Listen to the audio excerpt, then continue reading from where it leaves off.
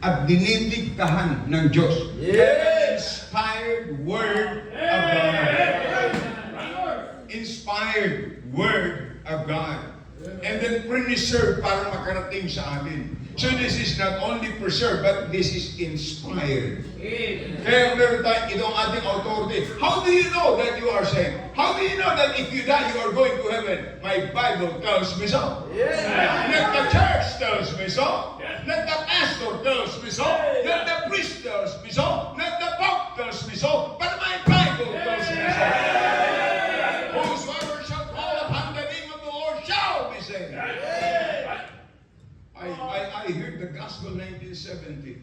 I received Christ in my heart. That was about 3:30 in the afternoon Sunday.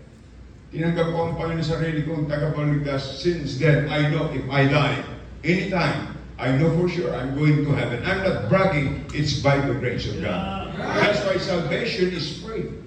That's why salvation is grace, not by works. Amen? Kaya, tandaan po natin, sa mga unsaved, ang Bible, walang value. Anong may value sa mga unsaved? Tradisyon. Tingnan mo, ang iniwanan ng mga prailing Kastila sa mga ninuno natin. Kaya sign of the cross, magpapalayas ng evil spirit. Saan yan sa Bible?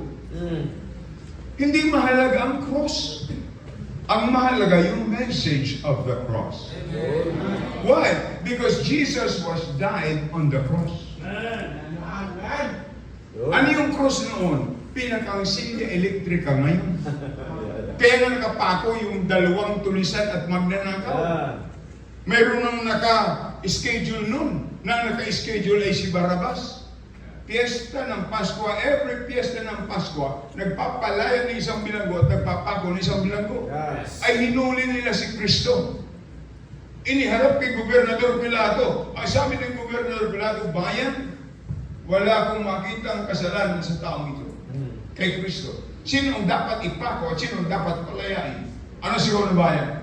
Palayain si Barabas, ipako si Jesus. Pero sa mata ng Diyos at sa mata ng mga tao, sino dapat ipako? Si Barabas. Don't you know that Barabas is a picture of every one of us? Yes, sir. We are the one that need to be crucified.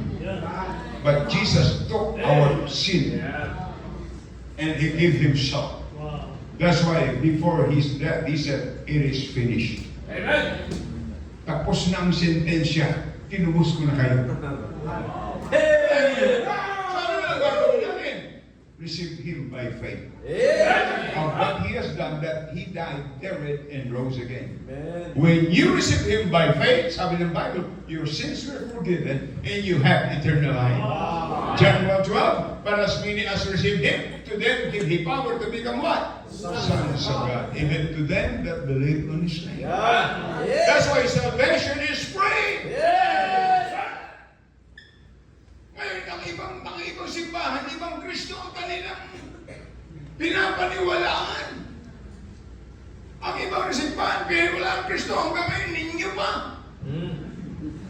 Hindi na lumaki. Ang iba naman, ang Kristo pinaniwalaan ay hindi Diyos.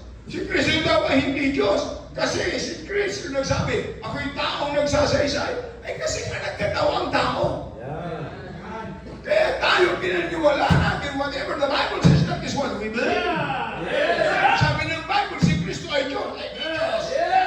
Si Kristo ay tao, ay hindi tao. Pero si Kristo ay taong walang kasalanan katulad natin. That's why He was born by Virgin Mary. See? Pero yung virginity ni Mary, hindi nagpatuloy. Bakit? Nagkaroon si Kristo ng kapatid ng mga babae at lalaki. He was born by Virgin Mary. Why? He is a perfect. He is conceived by the Holy Spirit. Kaya wala siyang kasalanan. Pero maniwala si Kristo ay tao lang. Hindi ang Kristo may tao. Paano ka iniligtas niya? Pagkatapos yung propeta nila yung anghel, di mas mataas pa yung propeta nila. Kasi kay Kristo. Pero ang Kristo ng Bible, Diyos na nagkataong tao, para tayo ay tubusin sa ating mga kasalanan.